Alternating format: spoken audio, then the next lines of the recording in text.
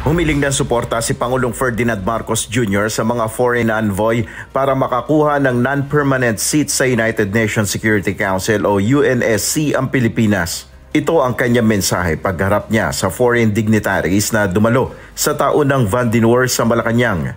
I take this opportunity anew to convey to your respective governments our earnest request for your support to our UNSC bid, and we hope for your support in when the time comes, when we are indeed sitting as a member of the Security Council.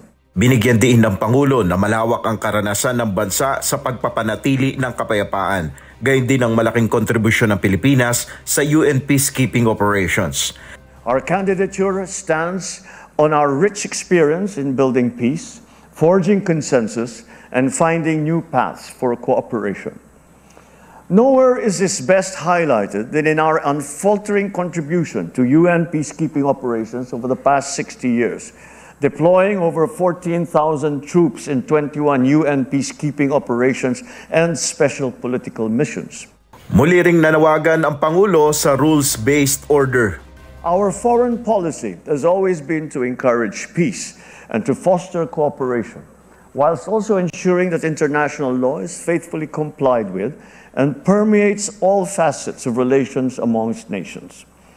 For it is only through a rules-based international order that peace and development can be achieved. Ayon sa Pangulo, patuloy na pinapalakas ng Pilipinas ang pakikipag-ugnayan sa ibang mga bansa sa pamamagitan ng independent foreign policy ng administrasyon. Kaugnay nito, ayon kay Pangulong Marcos, magbubukas pa ng dagdag na 4 na embahada ang Pilipinas sa North America, Asia at sa Pacific.